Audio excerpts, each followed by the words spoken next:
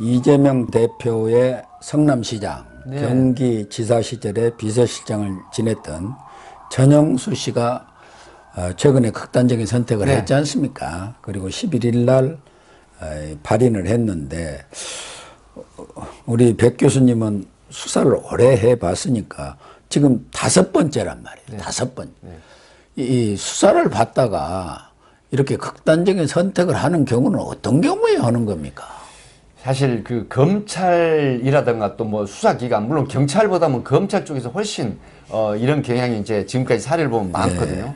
어떤 사안에 있어서 이 조사를 받게 될 때 그 본인이 느끼는 두 가지 감정이 있습니다. 예. 하나는 뭐냐? 내가 모셨던 분에게 어쩔 수 없이 털어놔야 된다는 심리가 생기거든요. 아, 그렇죠. 예, 그렇게 되면은 배신감. 예, 지금까지 20년, 10년씩 끈끈이 이어져 오는 또 그 주군처럼 생각을 했던 아랫사람으로서의 어떤 배신감을 얼마나 느끼가 하는 자기 자책감 이제 이런 게 들거든요. 그래서 만약에 내가 그걸 감당하지 못했을 때 털어놓게 되는 이런 부분들이 결국 영어의 몸, 구속 수감이 될 수가 있거든요. 예. 그랬을 때 또 하나의 감정은 뭐냐면 내가 지금까지 열심히 노력을 해서 이 가정을 지켜왔는데 나로 인해서 언론에 오르내리고 또 어떤 파렴치한 사람으로 낙인시킨다. 그리고 범죄인으로 낙인이 찍힌다. 이런 생각이 들지 않겠습니까? 그랬을 때 자기 가족들이 가장 먼저 떠오릅니다. 그리고 아끼는 여러 주변 지인들, 나를 신뢰했던 사람들. 이런 것들이 결국은 엄청난 극심한 스트레스나 심리적인 와해가 오게 되거든요. 이랬을 때 이 생을 마감해야 된다는 극단적인 선택을 해야 된다는 그런 생각을 하게 됩니다. 그래서 이걸 의지가 약해져 가지고 결국은 극단적인 선택을 하는 부분인데 전영수 씨 같은 경우는 지난 9일 날이죠. 그 부인이 외출했다 돌아왔는데 현관문이 안 열립니다. 그 시간이 바로 이제 6시 CCTV 보면 44분으로 나오는데 그래서 이제 경찰이 신고를 해서 7시쯤에 경찰이 출동을 했지 않습니까? 그래서 7시 반에 결국 확인을 했는데 이제 전영수 씨가 지금 64세 되는데 극단적인 선택을 했고 그다음에 이제 그 변사체 현장에 가보면 저도 많이 임장을 해봤지만 이 타살 부분은 면밀한 과학 수사를 해보면 나옵니다. 네, 그렇게 타살 혐의가 없다는 게 드러났고 더군다나 6쪽 분량의 노트에 써진 그 유서가 거의 가족이 자필로 인정을 했습니다. 네. 그래서 이제 부검을 그래도 사인을 규명해서 부검을 하겠다라고 했는데 유족이 거부를 했습니다. 그럼에도 불구하고 경찰은 반드시 부검을 해야 되겠다. 경찰이 이렇게 생각한 이유가 뭘까요? 나중에 이 정치적인 부분에 논란이 되면서 사인에 대한 의혹이라든가 또 일부에서 이걸 굉장히 많이 뭐 어떤 오해를 일으킬 수 있는 주장을 하거든요. 그래서 사인을 분명하게 규명을 해야 되겠다 했는데 검찰에서는 이제 유족의 의견을 존중을 해서 이 부검 영장을 반려해 버렸습니다. 그래서 결국 부검을 하지 않았고 말씀하신 것처럼 11일 날 결국은 장례 발인을 했는데 사실 전영수 씨가요 2가지 큰 그 강도 높은 수사를 받았습니다. 어떤 거냐면 2014년도, 2015년도에 이 네이버에 이 성남 FC 관련해서 40억 상당을 이 강요를 해서 기부하게 했다.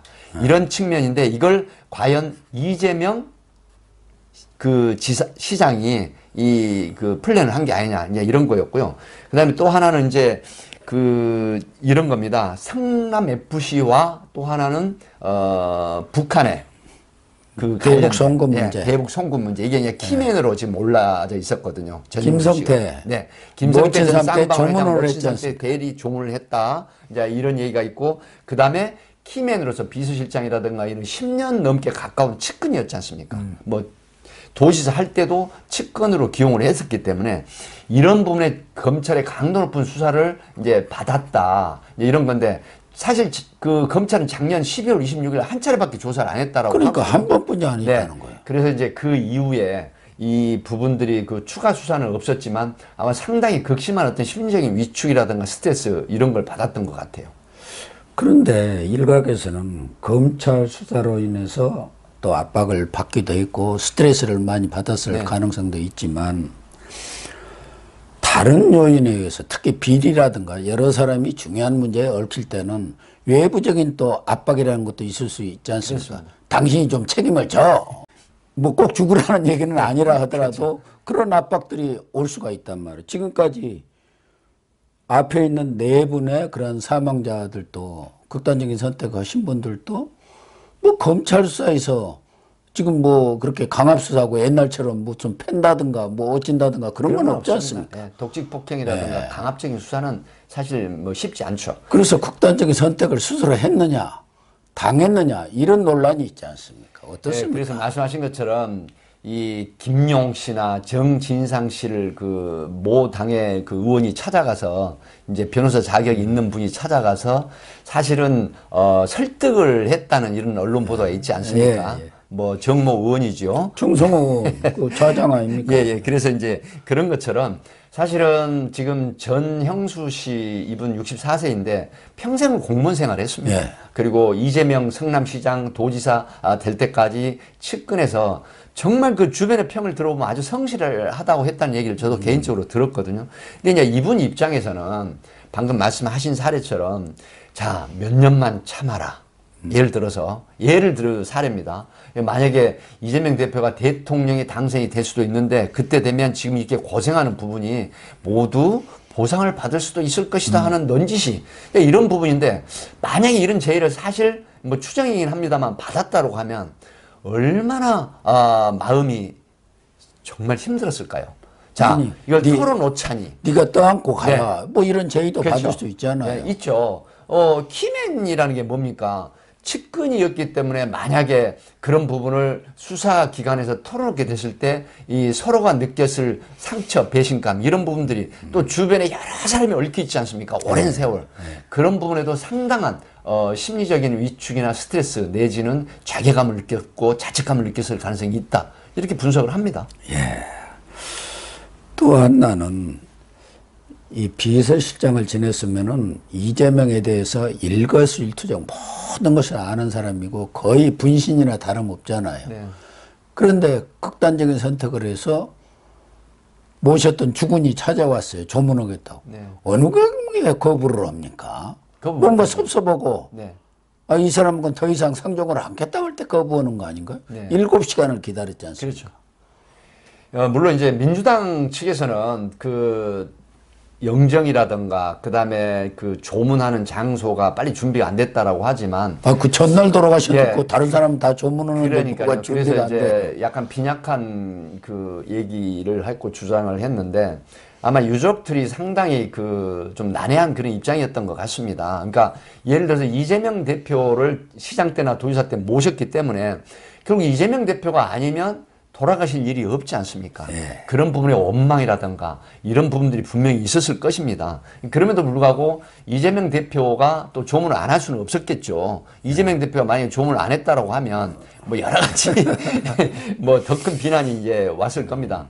그럼에도 불구하고 유족이 쉽게 조문을 허락하지 않았다고 하는 부분은 정말 어떤 내면에 숨겨진 그런 진실이 있지 않을까 그런 의혹도 생각이 듭니다. 예를 들면 변호사를 지원해 준다든가 사실 뭐 공무원 하고 나가면은 뭐 그런 경우가 참 여러 가지로 아쉬울 때가 많잖아요. 그렇죠. 또 하나는 본인도 그 유서에 썼다는 대로 아니 내가 책임이 없다는 걸 알 거 아니냐. 그럼 당신이 그 확실히 내가 책임을 지겠다 뭐 이래야 하는데 한마디 안 하고 침묵을 딱 지키고 있으니까 유족들 입장에서는 어떻게 보면 우리 속된 말로 뭐 환장할 노릇 아닙니까? 그런 것 때문에 그런 거 아닐까요? 그래서 이제 그 전형수 고인분께서 이런 얘기를 했죠. 그 측근들 진정성 있게 인간성을 길러달라. 그리고 중요한 또 얘기가 있습니다. 이제 정치 내려놓으십시오. 이건 뭘 의미할까요? 본인이 극단적인 선택을 하기 전에 그 기분이 어땠을까요? 아마 가족들을 남겨놓고 내가 이 세상과 하직을 한다라고 하는 그 심리는요. 누구도 감히 상상을 못하는 참담한 마음이거든요. 그러니까 그런 부분에서 이재명 대표에 대한 원망도 상당히 있었을 가능성이 있거든요. 네. 하기 때문에 자 앞에 네 사람 뭐 그 중에 한 분은 뭐 상당히 지병이 있었다라고 알려지고 있습니다. 네. 뭐 제보를 했던 사람이죠. 그러나 나머지 세 분은 다 가장 가까이에서 측근들하고 연계되는 분들 아니겠습니까? 그리고 돌아가신 분들이. 핵심적인 일을 했던 사람. 그런데 또 마지막에 네 번째 전형수 씨도 정말 그 상당한 오랜 시간 10년, 20년을 함께 온 분 아니겠습니까? 그런데 극단적인 선택을 할 때 또 이런 내용들을 써놨다고 하는 부분은 정말 뭐 두 가지로 생각을 할 수가 있습니다. 하나는 연민의 정이라고. 내가 주군으로 모셨던 분이 나로 인해서 나도 또 이렇게 극단적인 선택을 하는 시점에 정말 원망스럽기도 하고 정말 이제 당신 때문에 더 이상 희생이 나면 안 되겠다는 그런 어떤 투도 있었을 것이고 또 스스로 이재명 그 지금 현 대표하고 오랜 세월 같이 해왔는데 내가 죽음을 택할 수밖에 없었다는 그런 부분들 이런 부분들 때문에 참 해안이 들었을 겁니다. 네. 그런 부분에서 참 저는 이 시간에 고인의 명복을 빌고 싶기도 합니다. 그래서 전영수 씨의 그런 유서는 그 유족들이 그 유서 내용도 공개를 하지를 않았는데 그 유족이 언론과의 뭐 인터뷰라기보다는 짤막하게 한마디 한 게 딱 있어요. 네. 유일하게 언론에서 한 얘기는 이재명 대표님 누구를 위해 네. 무엇을 위해서 정치를 하시나요? 이걸 꼭 묻고 싶다 한마디를 그 얘기뿐이 없어요. 이게 무슨 뜻일까요? 네, 이제 저는 그렇게 분석을 했습니다. 저도 그 뉴스를 봤는데 이재명 대표 누구를 위하여 무엇을 위해 정치를 합니까라고 하는 부분은 이제 유족들 입장에서는 그런 거죠. 본인 그러니까 가장이 돌아가시기 전에 어쨌든 측근들 세 분이 돌아가셨잖아요. 측근 하나도 못 지킨 거 아닙니까? 그래서 과연 그 큰 정치를 하고 그다음에 대권의 목표가 있으신 분이 이런 측근들을 몇 분까지 다 사망을 극단적인 선택을 하게 하는 데는 도대체 무엇을 이함이냐 예. 이런 부분에 한번 돌아다 보시오. 5,200만 국민의 대표가 되겠다는 분이 측근들조차 관리도 못하고 이런 희생을 하게 하는 부분들이 과연 어떤 명분이 있느냐. 바로 이런 어떤 소위 말하면 질책으로 저는 봅니다. 그렇죠. 아무리 정치적 욕망, 대권력이 크다고 하더라도 뭐 말로는 국민을 위한다 어찐다고 하는데 주변에 있는 그 사람들 하나도 관리를 못 해가지고 그 사람들 하나도 제대로 포용하지 못해갖고 5사람이나 극단적인 선택을 하는데 그럼 뭘 위해서 정치를 하느냐 이렇게 묻는 거 아니겠습니까? 그래서 저는 이제 그 뉴스를 봤을 때 전영수 씨가 돌아가시고 난 이후에 여러 가지 뉴스 중에 이제 이재명 대표에게 정말 객관적 개인적으로 아쉬웠던 부분은 지금 정치적인 수사를 늘어놓을 상황이 아니었거든요. 예. 이 미친 칼질을 지금 검찰이 하고 있다. 용서할 수 없다. 이제 광기다. 뭐 이런 얘기를 했거든요. 그러면 그 부분은 후렴으로 들어갔어야 됩니다.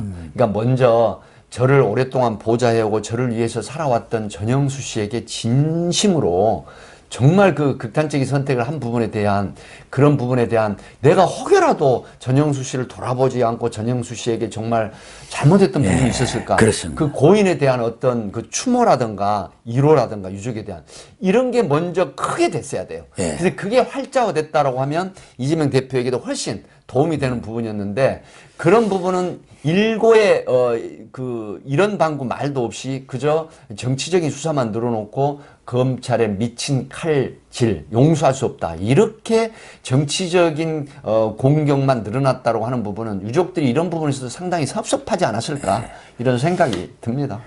검찰 탓을 하기 전에 내 탓을 먼저 해야 하거든요. 그렇습니다. 돌아가신 분을 위로하고 유족들을 위로하고 이런 지금까지도 이재명 대표는 그런 부분에 대해서는 침묵을 지키고 있는데 미안하다.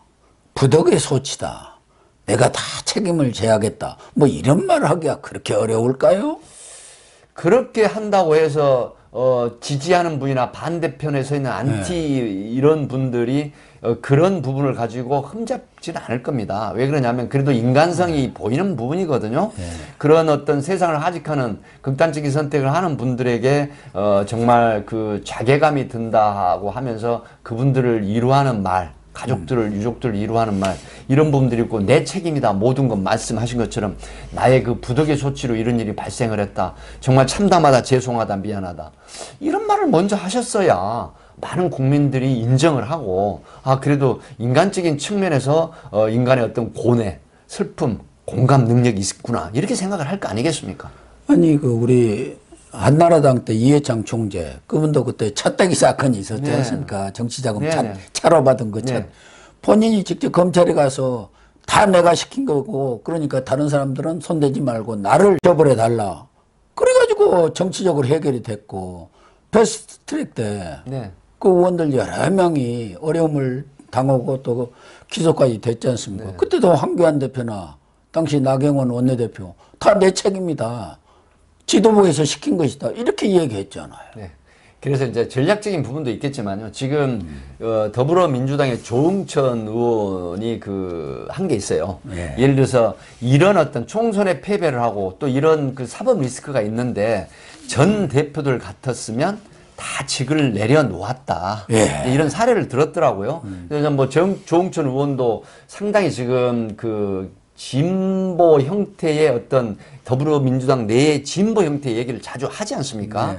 뭐 그런 부분들인데 합리적인 얘기를 사실 많이 이걸 했죠. 귀담아 드려야 된다고 봅니다. 그래서 정치적인 어떤 목표, 이념 이런 부분들이 있겠지만은 현실적인 걸 직시를 하고 이런 부분들의 얘기도 좀 쓴소리 같지만 담아 듣고 그리고 여기에 발맞추는 그런 어떤 진정성 있는 모습도 좀 보여줘야 되는 게 아닌가 싶습니다. 네, 그렇습니다.